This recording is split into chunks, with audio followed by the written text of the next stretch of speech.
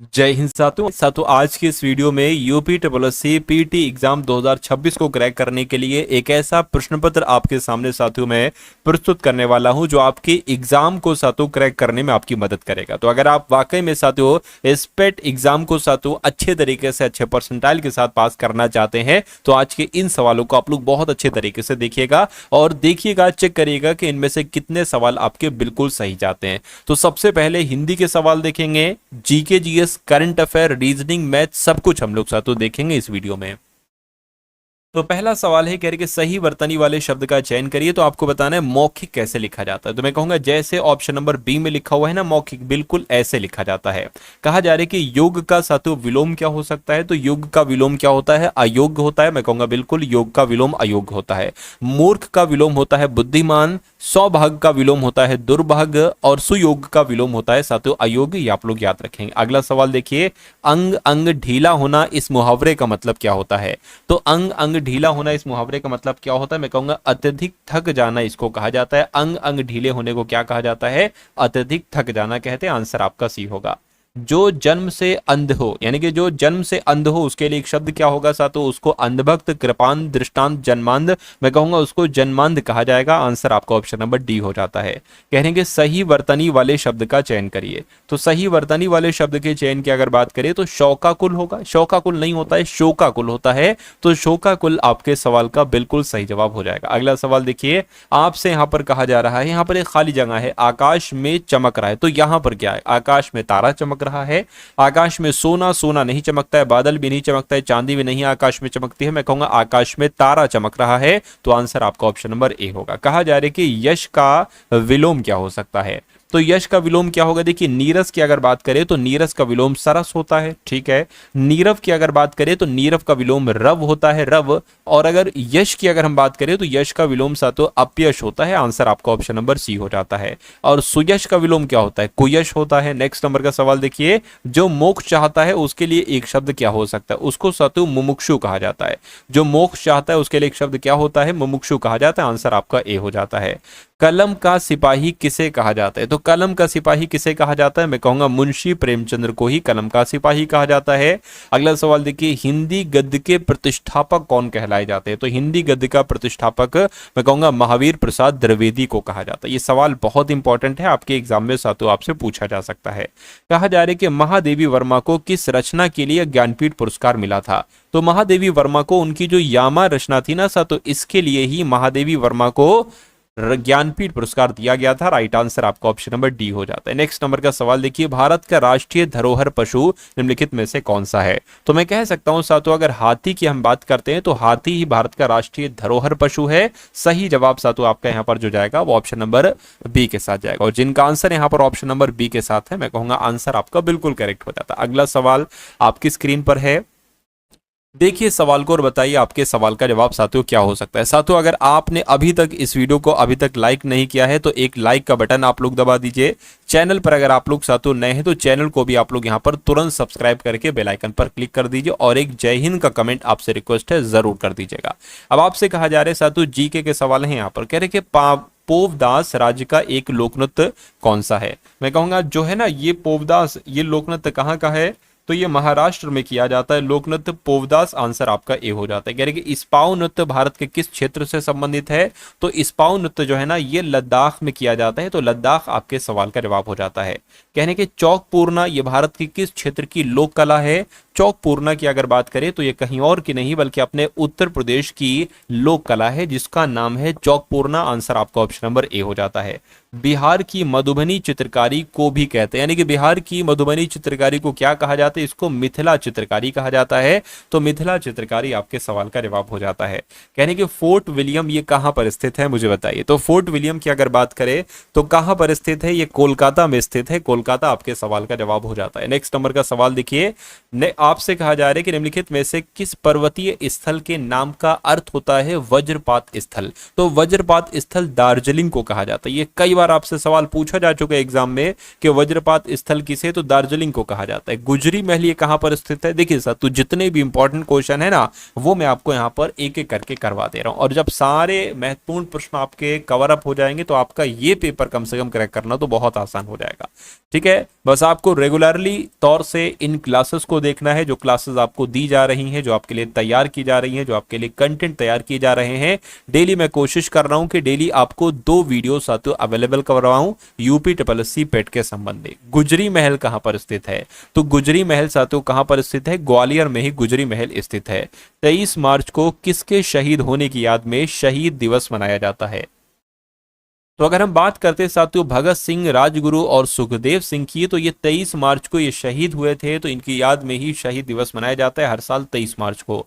उसके बाद देखिए कह रहे कि राष्ट्रीय हथकरघा दिवस कब मनाया जाता है? तो राष्ट्रीय हथकरघा दिवस जो मनाया जाता है वो 7 अगस्त को मनाया जाता है। कब साथियों 7 अगस्त को मनाया जाता है? भारत के किस राज्य में सड़कों का घनत्व सर्वाधिक है? तो भारत में किस राज्य में सड़कों का घनत्व सर्वाधिक है? मैं कहूंगा केरल में है। तो साथियों केरल आपके सवाल का जवाब हो जाता है। उसके बाद देखिए भारत के किस शहर में आपको स्वामी विवेकानंद हवाई अड्डा मिलेगा? तो कहां पर है साथियों? यानी कि भारत में मैं कहूंगा रायपुर में। कहां पर साथियों? रायपुर में स्वामी विवेकानंद हवाई अड्डा मिलेगा। आंसर आपका ऑप्शन नंबर बी हो जाता है। भारत में पशुपालन एवं कृषि के प्राचीनतम साक्ष्य प्राप्त हुए हैं, तो कहां से प्राप्त हुए हैं आपसे यहां पर पूछा जा रहा है। मैं कहूंगा मेहरगढ़ से प्राप्त हुए हैं। भारत में पशुपालन एवं कृषि के जो प्राचीनतम साक्ष्य हैं ये साथियों मेहरगढ़ से प्राप्त हुए हैं। उसके बाद देखिए शोरतुगई यानी कि सिंधु घाटी सभ्यता, इसको शोरतुगई कहते हैं, किस देश में स्थित है? तो भारत, पाकिस्तान, अफगानिस्तान, तिब्बत, मैं कहूंगा अफगानिस्तान में है। जो सिंधु घाटी सभ्यता है ना, ये किस देश में है साथियों? अफगानिस्तान में है। लेकिन पहले पूरा एक तरीके से भारत का हिस्सा हुआ करता था। अफगानिस्तान भी पहले भारत का ही हिस्सा था, इसलिए सही जवाब आपका ऑप्शन नंबर सी होगा। उसके बाद देखिए विनय और सुत्त पिटक इनमें से किसकी शिक्षाओं का संकलन है?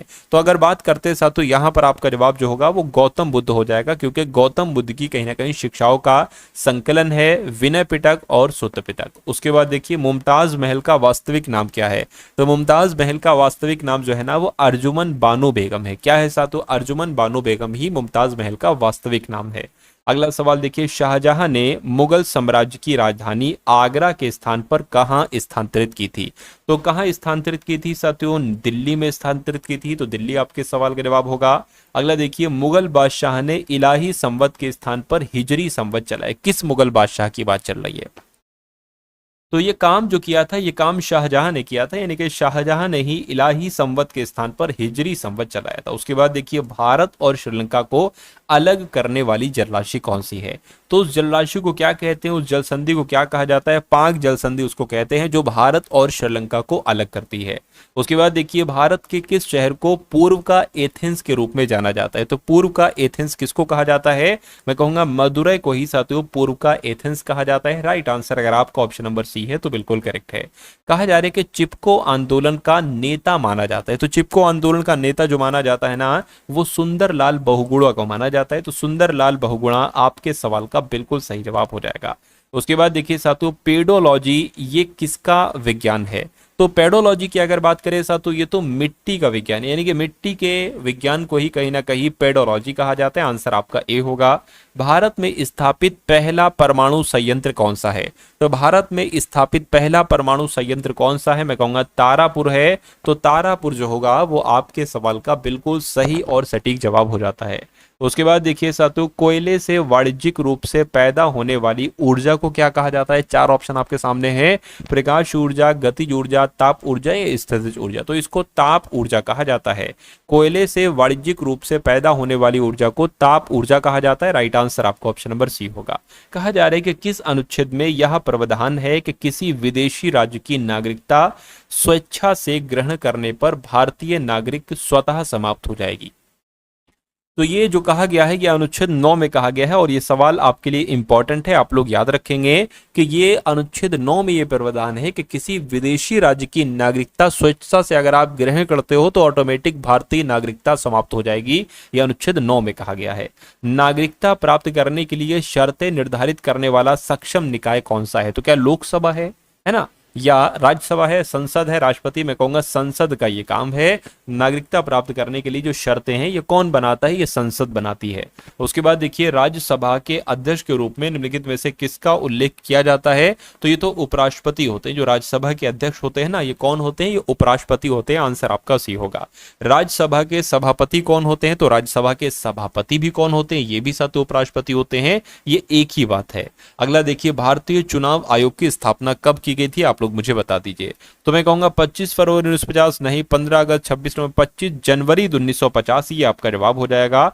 भारतीय चुनाव आयोग की स्थापना जो की गई थी साथियों वो 25 जनवरी 1950 में ही की गई थी।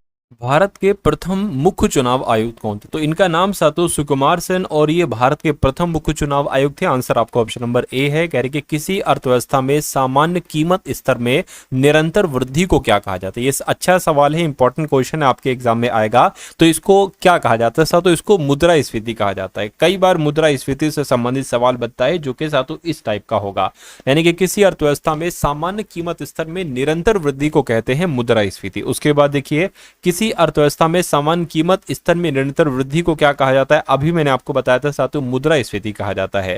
नेक्स्ट नंबर का सवाल देखिए मुद्रास्फीति से सबसे अधिक जो लाभ होता है वो किसको होता है? तो वो साथियों ऋणी को होता है। तो ऋणी आपके सवाल का जवाब हो जाता है। अगला सवाल देखिए भारत में केंद्रीय राजस्व बोर्ड अधिनियम ये किस वर्ष परिवर्तित किया गया था? तो कब किया गया था साथियों? ये 1963 में किया गया था। सही जवाब आपका यहाँ पर ऑप्शन नंबर बी हो जाता है। निम्नलिखित में से भारत में कौन सा जीएसटी रेट स्लैब नहीं है? तो इनमें से देखिए आप सभी को पता है 28% है, उसके अलावा 18% भी है, 5% भी है, लेकिन 10% नहीं है। तो यही आपके सवाल का जवाब हो जाता है। उसके बाद देखिए धारा की इकाई होती है। तो धारा की इकाई जो होती है वो क्या होती है? वो एम्पियर होती है। तो एम्पियर आपके सवाल का जवाब होगा। जब रात को आकाश में चांद बिल्कुल भी दिखाई नहीं देता है तो इसको क्या कहा जाता है? इसको साथियों पूर्णिमा कहते हैं, गिबस चंद्रमा कहते हैं, अमावस्या कहते हैं। मैं कहूंगा इसको तो अमावस्या कहा जाता है। तो अमावस्या आपके सवाल का जवाब होगा। माह के 15वें दिन चंद्रमा अदृश्य होता है। इस दिन को किस रूप में जाना जाता है? इस दिन को कहा जाता है न्यू मून डे, यानी कि इसको ही कहा जाता है साथियों अमावस्या दिवस। यानी कि माह के 15वें दिन चंद्रमा अदृश्य होता है, दिखाई नहीं देता, तो इसको ही अमावस्या दिवस कहा जाता है। नेक्स्ट नंबर का सवाल देखिए ऊतक के बारे में निम्नलिखित में से कौन सा सत्य नहीं है? ऊतक के बारे में देखिए एक साथ पैक होना तथा रखा जाना, ऊतक बिल्कुल साथियों। बहुकोशिकीय जीव, ऊतक बहुकोशिकीय जीव में केवल एक ऊतक होना एक तरीके से बहुकोशिकीय जीव ये नहीं है। एक समानकार होना, एक समान दिखना, बिल्कुल मैं कहूंगा साथियों कौन सा सत्य नहीं है? तो ऑप्शन नंबर बी वाला ये सत्य नहीं है। कह रही कि क्यों बुखार किस जीवाणु के कारण होता है? तो ये जो बुखार होता है साथियों ये क्रॉक्सियल की अगर बात करते हैं साथियों, कॉक्सियला बेनेंटी की अगर बात करें तो इस जीवाणु के कारण होता है। आंसर आपका ऑप्शन नंबर सी होगा। रोजेशिया एक आम बीमारी है जो मानव शरीर के किस भाग को प्रभावित करती है? जो साथियों त्वचा को प्रभावित करती है। त्वचा आपके सवाल का जवाब हो जाता है। हाल ही में अमेरिका ने भारत पर टैरिफ 50% से घटाकर कितना कर दिया? तो अब आपके सामने जो क्वेश्चन स्टार्ट हो चुके हैं वो साथियों करंट अफेयर के क्वेश्चन यहां पर स्टार्ट हो चुके हैं। तो मैं आपसे ये रिक्वेस्ट करूंगा कि अगर आप 2026, क्योंकि यूपीएससी पेट में पूरी 2026 जनवरी से लेकर अब तक के साथियों मैं कहूंगा सितंबर के सवाल पूछे जाएंगे 2026 तक के।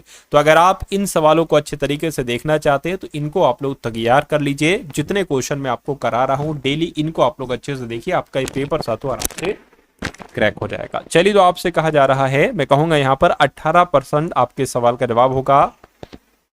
अमेरिका ने भारत पर टैरिफ 50% से घटाकर कितना कर दिया है? तो 18% कर दिया है। पंचायत एडवांसमेंट इंडेक्स 2.0 में पहला स्थान किसे दिया गया है? तो पहला स्थान किसको दिया गया है? त्रिपुरा को पहला स्थान दिया गया है। आंसर आपका ऑप्शन नंबर बी हो जाता है। कौन विमानपत्तन प्राधिकरण बोर्ड की पहली महिला सदस्य बनी है? तो अगर बात करते हैं साथियों निवेदिता दुबे की, तो निवेदिता दुबे ही विमानपत्तन प्राधिकरण बोर्ड की पहली महिला सदस्य बनी है। आंसर आपका सी हो जाता है। दुनिया के पहले प्राइवेट स्पेस स्टेशन बनने वाले हेवन 1 को किस देश में विकसित किया जा रहा है? तो इसको कहां पर विकसित किया जा रहा है? इसको अमेरिका में विकसित किया जा रहा है। तो अमेरिका आपके सवाल का जवाब हो जाता है। किस राज्य की पर्वतरोही कबक यानों ने पश्चिमी गोलार्ध की सबसे ऊंची चोटी को फतेह किया है? तो ये कहां की है? ये अरुणाचल प्रदेश की है। इनका नाम क्या है? कबक यानो इनका नाम है और पश्चिमी गोलार्ध की सबसे ऊंची चोटी को इन्होंने फतेह किया है। किस राज्य की पर्वतरोही, ये रिपीट क्वेश्चन है, भारतीय मूल के किस वैज्ञानिक ने क्रॉफोर्ड पुरस्कार 2026 जीता है? तो क्या आप लोग यहां पर जानते हैं इनका नाम है वीरभद्रन रामनाथन और इन्होंने ही साथियों क्राफोर्ड पुरस्कार जीता है। ये सवाल इंपॉर्टेंट है, पुरस्कार वाले सवाल साथियों इंपॉर्टेंट ही होते हैं। उसके बाद देखिए युमनाम खेमचंद सिंह को किस राज्य का मुख्यमंत्री बनाया गया? तो आपको ये ध्यान रखना है, आपसे पूछा जाएगा मणिपुर के मुख्यमंत्री कौन बने हैं, तो युमनाम खेमचंद सिंह जो है ना ये मणिपुर राज्य के मुख्यमंत्री बने हैं। कहा जा रहा है कि एशियन राइफल और पिस्टल शूटिंग चैंपियनशिप 2026 का आयोजन किस शहर में किया जा रहा है?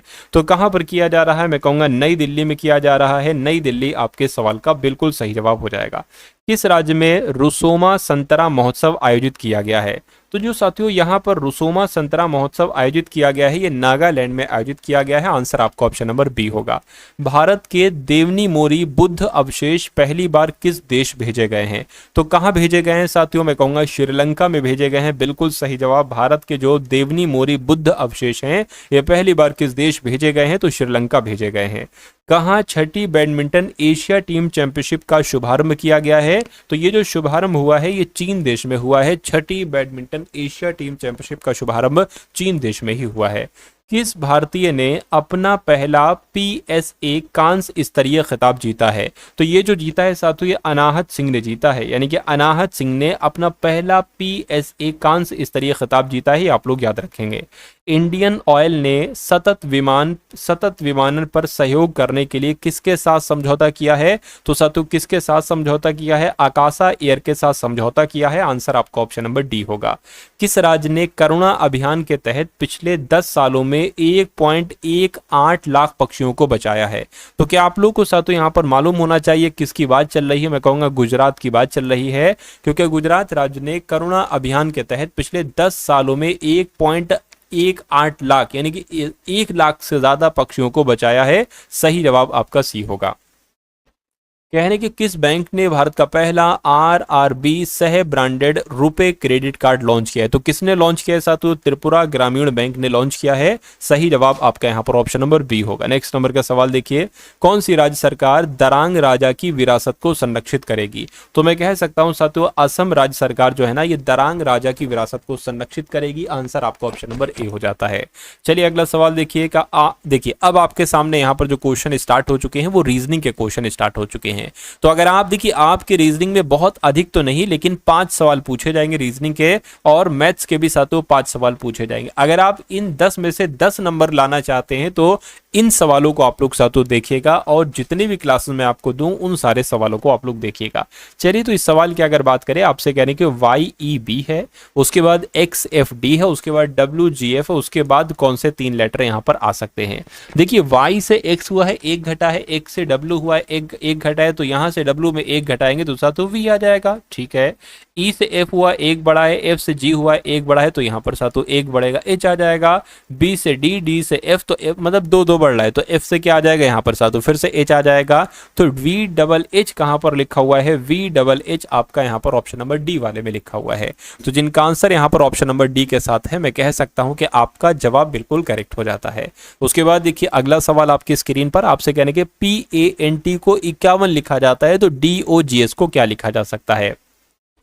सबसे पहले इसकी प्लेस वैल्यू आप जोड़ने की कोशिश करें, क्योंकि अभी तक तो मुझे यही दिख रहा है। अगर होता है तो ठीक, नहीं होता है तो कोई और लॉजिक देखेंगे। देखिए P होता है 16 पर, A होता है 1 पर, N होता है 14 पर, T होता है 20 पर। तो 1 और 14 15 हो जाएगा, 15 और 16 31 हो जाएगा, 31 और ये तो 20 51 हो जाएगा। बिल्कुल साथ 51 ही यहाँ पर लिखा हुआ है। यानी कि अगर हम इसकी बात करते हैं D होता है 4 पर, O होता है 15 पर, G होता है 7 पर, S होता है 19 पर। इसको जरा आप कैलकुलेट करके मुझे बताइए। देखिए साथियों 15 और 7 22 हो जाएगा, 22 और 4 कितना हो जाएगा? 22 4 26 हो जाएगा, 26 और 36 46 यानी कि 45 हो जाएगा। तो मैं कह सकता हूं 45 कहां पर लिखा हुआ है? 45 आपका ऑप्शन नंबर बी वाले में लिखा हुआ है। तो जिनका आंसर ऑप्शन नंबर बी के साथ है तो बिल्कुल करेक्ट आपका जवाब हो जाता है। उसके बाद देखिए अगला सवाल है आपसे कहने के 7 मॉडल्स हैं, मॉडल्स ABCDEFG एक फोटोग्राफी सेशन के लिए फोटोग्राफर के सामने खड़े हुए हैं। डी जी के बिल्कुल दाएं खड़ा है, बी जो है ना बी ये डी और एफ के बीच में खड़ा है, ए सी के बिल्कुल दाएं ओर खड़ा है, ई जी और ए के बीच में खड़ा है। तो बीच में कौन खड़ा है आपसे पूछा जा रहा है। 7 लोग हैं तो मान लेते 1 2 3 4 5 6 और एक यहाँ पर 7 हो गया। अब आपसे कहा जा रहा है कि डी जो है ना जी के बिल्कुल दाएं ओर खड़ा है, तो डी को जी के दाएं खड़ा कर दीजिए। मान लीजिए साथियों जी यहाँ पर है, जी के दाएं कौन खड़ा होगा, डी खड़ा होगा, तो डी यहाँ पर हो जाएगा। ठीक है, कोई दिक्कत नहीं। अब कह रहे हैं कि डी और एफ के बीच में जो खड़ा है वो बी है, यानी कि डी और एफ के बीच में जो खड़ा होगा वो बी होगा। ठीक है भैया। अब उसके बाद देखिए साथियों, आपसे कह रहे हैं कि देखिए अब आप वो लाइन सॉल्व करिए जिसमें जी डी बी एफ में से किसी एक का जिक्र हो, लेकिन यहाँ पर ई जी ए, हाँ देखिए जी का आ गया, तो जी और ए के बीच में ई खड़ा है, तो जी और ए के बीच में कौन खड़ा है साथियों, ई खड़ा है, तो मैं कह सकता हूँ ई आपका यहाँ पर आ जाएगा। क्या कहा जा रहा है, जी और ए, जी और ए के बीच में ई खड़ा हुआ है। ठीक है भाई साहब, हो गया, कोई दिक्कत नहीं। अब इसको देख लीजिए, सी के बिल्कुल दाएं ओर खड़ा है कौन, सी के बिल्कुल सी के दाएं ओर खड़ा है ए, यानी कि सी फिर यहां पर आना चाहिए, तभी तो सी के दाएं ओर ए खड़ा हो पाएगा। तो एक काम करिए, एक जगह यहां बना लीजिए और एक जगह यहां से आप गायब कर दीजिए। तो कुल मिला के सातों के सात लोग थे, सातों के सात लोग बैठा दिए। बीच में कौन है, मैं कहूंगा सबसे बीच की अगर बात करें तो जी है, तो जी यहाँ पर कहां पर लिखा हुआ है, ऑप्शन नंबर ए वाले में लिखा हुआ है। अगला सवाल आपकी स्क्रीन पर है, देखिए सवाल को और बताइए आपका जवाब क्या होगा। आपसे कह रहे हैं कि पिता, पुरुष, पिता और भाई, इनके लिए जो आरेख बनेगा वो क्या होगा। देखिए मैं कहूंगा ये भी पुरुष है और ये भी पुरुष है, तो मान लेते हैं सातु ये पुरुष हो गया, यानी कि पुरुष के अंदर ही तो सातु पिता आएंगे। और देखिए कुछ पिता किसी के भाई भी हो सकते हैं और किसी के कुछ भाई पिता भी हो सकते हैं, तो कुछ इस तरह का बनेगा। और इस तरह का जो बना हुआ है वो कहां पर बना हुआ है, वो आपका ऑप्शन नंबर सी वाले में बना हुआ है। चलिए सातु, उसके बाद देखिए अगले नंबर का सवाल आपकी स्क्रीन पर है। आपसे यहाँ पर कथन आपको यहाँ पर दे रखे हैं और निष्कर्ष आपको यहाँ पर दे रखे हैं। आपसे कहा जा रहा है कि सभी प्रेरक संधारित्र हैं, तो सभी प्रेरक, अब देखिए अगर यहाँ पर हम लोग बात करते हैं, कहने के सभी प्रेरक जो है ना ये संधारित्र हैं, है ना, सभी प्रेरक संधारित्र हो गए। कहने के कुछ प्रतिरोधक प्रेरक हैं, कुछ प्रतिरोधक, क्या साथियों, कुछ प्रतिरोधक यहाँ पर क्या है, प्रेरक है, यानी कि जो प्रेरक है कुछ प्रेरक हो जाएंगे यहाँ पर, या कुछ एक तरीके से प्रतिरोधक हो जाएंगे। कुछ प्रतिरोधक जो है प्रेरक हो गए, बिल्कुल साथियों कोई दिक्कत नहीं, करके सभी परमाणु संख्या प्रतिरोधक हैं। तो ये जो प्रतिरोधक है ना, इस प्रतिरोधक के अंदर परमाणु संख्या आएंगी, ये आपकी क्या हो गई, परमाणु, ये हो गई संख्या। ठीक है, अब इसको देखिए निष्कर्ष को, आपसे यहां पर क्या कहा जा रहा है, देखिए और बताइए आपका जवाब सातु क्या होगा। आपसे करेंगे सभी परमाणु संख्या संधारित्र है, सभी परमाणु संख्या ये हैं और संधारित्र ये हैं। देखिए अलग है, लाइन मिल नहीं रही है, संधारित्र अलग है और परमाणु संख्या अलग है, तो पहला वाला तो गलत हो गया। कुछ परमाणु संख्या संधारित्र है, परमाणु संख्या संधारित्र नहीं हो सकती, कोई भी परमाणु संख्या संधारित्र नहीं है, और लेकिन यहां पर कह रहे हैं कि है, तो ये गलत हो जाएगा। कुछ संधारित्र प्रतिरोधक हैं, कुछ संधारित्र ये संधारित्र हैं, कुछ संधारित्र प्रतिरोधक हैं, बिल्कुल मैं कहूंगा इतने संधारित्र प्रतिरोधक हैं, क्योंकि प्रतिरोधक ये है, तो तीसरा वाला आपका सही हो गया।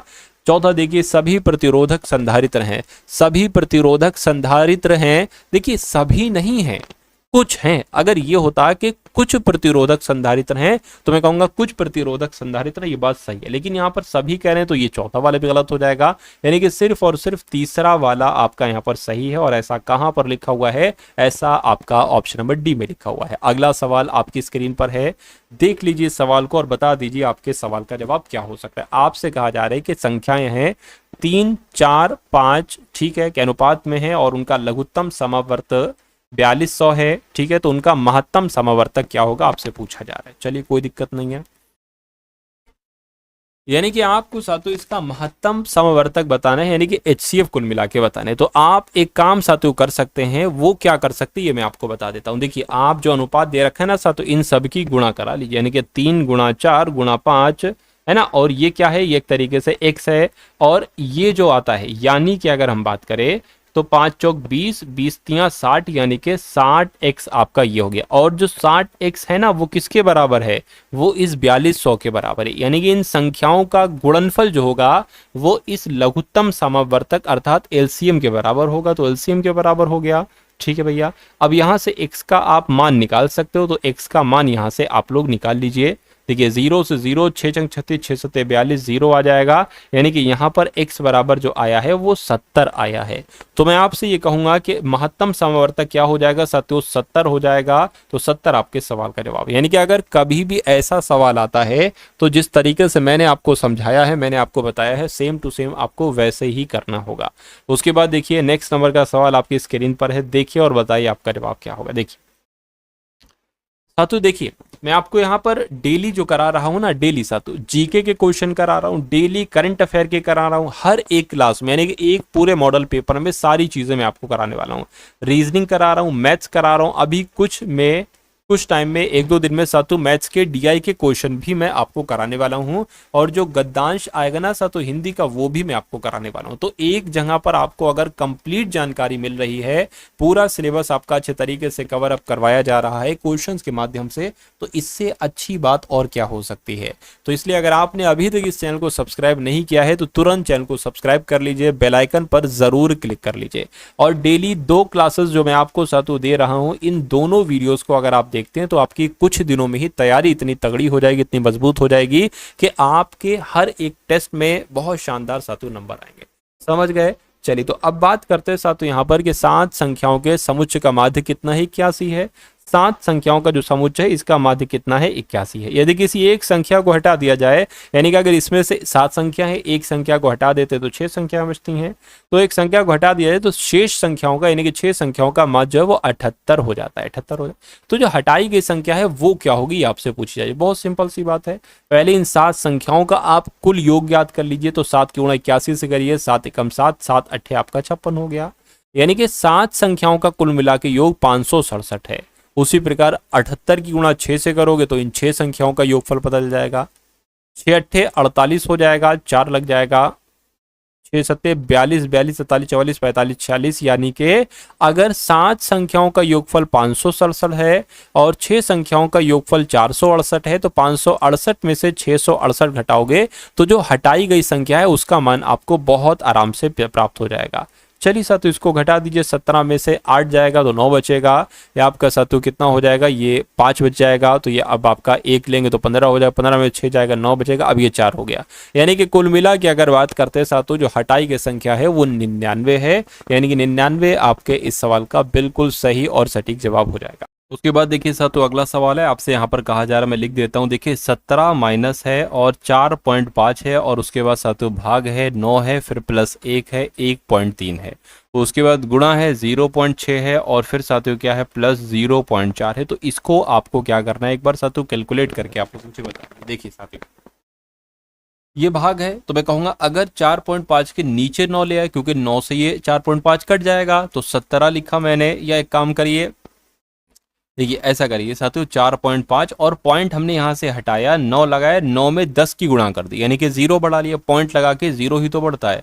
उसी प्रकार अगर यहाँ पर हम लोग बात करते हैं, 1.3 लिखा हुआ, हमने पॉइंट हटाया और 10 बढ़ा लिया, मतलब पॉइंट हटा के 0 बढ़ता है, 0 के साथ 1 भी तो बढ़ेगा। उसके बाद देखिए साथियों फिर हमने यहाँ पर पॉइंट हटाया और 1 0 बढ़ा लिया, 10 बढ़ा लिया, और उसके बाद साथियों फिर यहाँ पर हमने वही काम किया। तो इतनी बात आपको समझ में आ गई, समझ में आ गई तो ठीक है।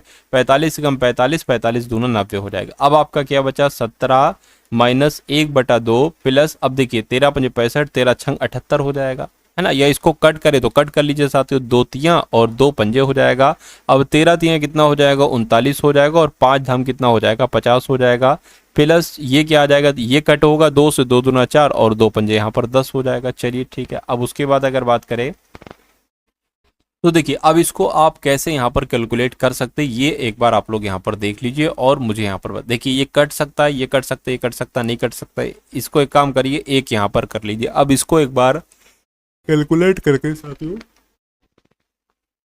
आप लोग बताइए। देखिए या तो इसमें आप ये कर सकते हैं कि जो नीचे वाले नंबर है इनका एलसीएम ले लेंगे। एलसीएम का मतलब एक ऐसा नंबर जो 2 से भी कटे, 50 से भी कटे, 5 से भी कटे। मैं कहूंगा साथियों सीधा सीधा क्या हो जाएगा, 50 हो जाएगा। 50 2 से भी कटता है, 50 से भी कटता है और 5 भी कटता है, ठीक है ना। चलिए कोई दिक्कत नहीं है। अब इस ये जो 50 आया है वो यहाँ पर मतलब सब में गुणा होंगी, 17 से भी होगी, 1 से भी होगी, ठीक है ना, 39 से भी होगी, 2 से भी होगी। देखिए कैसे करते हैं, तो 17 पंजे 85, ठीक है, और 0 बढ़ गया, ठीक है भाई साहब कोई दिक्कत नहीं है। अब यहाँ पर अगर बात करते हैं 50 एकम 50 और 50 की भाग 2 से करोगे तो सीधा सीधा 25 यहाँ पर आ जाएगा। ठीक है, 50 एकम 50, अब देखिए यहाँ पर 50 आ जाए, 50 एकम 50 सिर्फ 39 बचेगा तो 39 यहाँ पर आ जाएगा, और 50 ये 5 भाग करेंगे तो 10 आएगा, 10 दूना यहाँ पर 20 आ जाएगा। तो ये आपका यहाँ पर आ गया। अब इसको आप कैलकुलेट कर लीजिए। देखिए अगर बात करते हैं 850 में से 25 जाएगा तो कितना बचेगा, 825 बचेगा। इसमें 39 और इसमें 20 को जोड़ दीजिए, 5 4 कितना हो जाएगा साथियों, 14 हो जाएगा। ठीक है ना, और ये आपका 6 7 8 हो गया, 8 हो गया, यानी कि 884 आपका जो है ना वो ऊपर आ गया, 884 बटे 50 आ गया। 2 से कट करते हैं तो 25 आता है, 2 से कट कर 2 चौक और 2 दूना यहाँ पर हो जाएगा। ठीक है ना, अब इसको साथियों एक भाग के रूप में यहाँ पर आप लोग कर लीजिए। क्या 25 की अगर हम बात करते हैं साथियों 442 से कर लीजिए आप लोग। देखिए यहाँ पर क्या आता है, देखिए 25 एकम 25 हो जाएगा, 25 एकम 25 हो गया, कितना बचेगा साथियों 9, और ये आपका 1 ये 2 आ जाएगा। अब 25 की गुणा किससे कराएं साथियों, 25 गुणा अगर 10 से कराओगे 250 आएगा। अगर 25 गुणा हम 7 से कराते हैं साथियों, 7 पंजे आपका 35, 7 दूना 14, 15 16 17, 175 आ रहा है, तो 175 आ जाएगा 17। ठीक है ना, अब यहाँ पर कितना बचेगा, एक इधर से ले लेंगे, 12 में से 5 जाएगा, 7 बचेगी, 18 हो जाएगा, 1 बचेगा। अब पॉइंट लगाएंगे और एक 0 बढ़ाएंगे। ठीक है ना, 25 सत्ते हमने बोले थे 175 होता है, लेकिन यहाँ पर 170 है, तो 25 छंग यहाँ पर आ जाएगा और ये आपका आ जाएगा। तो कुल मिला के 17.6 करके आंसर आएगा। 17.6 करके आंसर जो लिखा हुआ है वो ऑप्शन नंबर डी में लिखा हुआ है। तो जिनका आंसर ऑप्शन नंबर डी के साथ है तो आपका जवाब यहाँ पर बिल्कुल सही हो जाएगा। उसके बाद देखिए साथियों, आज की इस वीडियो का अंतिम क्वेश्चन आपकी स्क्रीन पर है। देखिए सवाल को और बताइए आपका जवाब यहाँ पर साथियों क्या है। आपसे कहेंगे एक छात्र ने 4/5 की बजाय 5/4 से किसी एक संख्या का गुणा कर दिया, तो गणना में प्रतिशत त्रुटि साथियों कितनी होगी, ये आपसे यहाँ पर कुल मिला के पूछी जा रही है। एक बात यहाँ पर मेरी आप लोग समझिए, कभी भी अगर आपसे ऐसा सवाल यहाँ पर साथियों दे रखा हो तो आपको करना क्या है, आखिर ये एक बार देखिए। आपको कुछ नहीं करना है साथियों, 5/4 में से आपको इसको घटाना है और इसमें x लगा लेंगे, क्योंकि साथियों 5x/4 में से आपको ये घटाना है, यानी कि 4x/5 आपको घटाना है। घटाओगे ठीक है, कोई दिक्कत नहीं। अब नीचे जो आएगा, नीचे आपका ये आ जाएगा 5x/4 यहाँ पर आ जाएगा, और ये 100 से इसकी साथियों गुणा कर दें, क्योंकि प्रतिशत में हमें इसको बदलना है। इतनी बात क्लियर होगी। ठीक है, अब इसको जरा आप कैलकुलेट कराइए। 5 पंजे 25, ठीक है, 25x हो जाएगा, और 4 चौक 16, यानी कि 16x आपका हो जाएगा। बटे क्या आ जाएगा, 4 पंजे 20 आ जाएगा। बटे में चल रहा है 5x/4 चल रहा है, और गुणा में 100 चल रहा है। देखिए इसकी इससे गुणा होगी, 4 एकम 4, 4 पंजे 20 हो जाएगा। इतनी बात क्लियर है। ऊपर क्या बचा, ऊपर आपका साथियों 9x बच जाएगा, 9x/5, और उसके नीचे साथियों 5x/1। ठीक है ना, गुणा 100 चल रहा है। अब ये भाग में है यहाँ पर, यानी कि ये पूरा पार्ट उठाकर यहाँ पर लाएंगे तो 9x/5, और गुणा की जगह पर, भाग की जगह पर हम लोग गुणा कर देंगे, लेकिन 5/x है ना, तो 1/5 आ जाएगा। ये बात भी आप लोग ध्यान रखिएगा, है ना। यानी कि अच्छा एक काम करिए, यहीं से x कैंसिल हो जाएगा। ठीक है ना, x कैंसिल हो गया तो मैं कह सकता हूं 1/5 यहाँ पर साथियों आ जाएगा। इतनी बात क्लियर है। ठीक है भैया, कोई दिक्कत नहीं है। अब यहाँ पर अगर बात करते हैं साथियों, 100 तो आपका यहाँ पर चल ही रहा था, जिससे कोई दिक्कत आपको नहीं है। 5 पंजे 25, 25 चौक आपका हो जाएगा, और ये x कट चुका है, 9 चौक आपका 36 हो जाएगा, यानी कि 36% का। तो गणना में कितने प्रतिशत की त्रुटि होगी, 36% की त्रुटि होगी। 36% आपके सवाल का जो होगा वो बिल्कुल सही और सटीक जवाब हो जाता है भाई। बहुत बढ़िया, वेरी गुड क्लास। तो ये सारी चीजें साथियों आप लोगों ने देखी UPSSC PET एग्जाम को क्रैक करने के लिए। साथियों अगर आप महत्वपूर्ण प्रश्नों की PDF वगैरह लेना चाहते हैं तो टेलीग्राम में मैंने लिंक दे दिया टेलीग्राम ग्रुप का, वो डिस्क्रिप्शन में है साथियों, उसको जाकर आप लोग यहाँ पर ज्वाइन कर लीजिएगा। उसके अलावा यहाँ पर अगर हम लोग बात करें, देखिए साथियों डिस्क्रिप्शन में मैंने एक प्लेलिस्ट का लिंक दिया है, यानी कि अभी तक मैं जितनी क्लासेस तैयार कर चुका हूं उन सारी क्लासेस को आपके पास एक प्लेलिस्ट आ जाएगी। तो मैं कहूँगा वहां पर साथियों एक एक करके उन सारी चीज़ों को आप लोग देख लीजिएगा और अपनी तैयारी को साथियों बेहतर यहाँ पर कर लीजिएगा। ठीक है ना, तो ये काम आप लोग कर लीजिएगा। वीडियो को लाइक नहीं किया है तो वीडियो को लाइक कर दीजिए, चैनल पर नए हैं चैनल को सब्सक्राइब कर दीजिए, और वीडियो को शेयर आप लोग जरूर कर दीजिएगा, और जय हिंद का कमेंट भी आप लोग एक बार जरूर कर दीजिएगा। चलिए साथियों, तो मिलते हैं हम सभी लोग आने वाली वीडियो में। जय हिंद साथियों।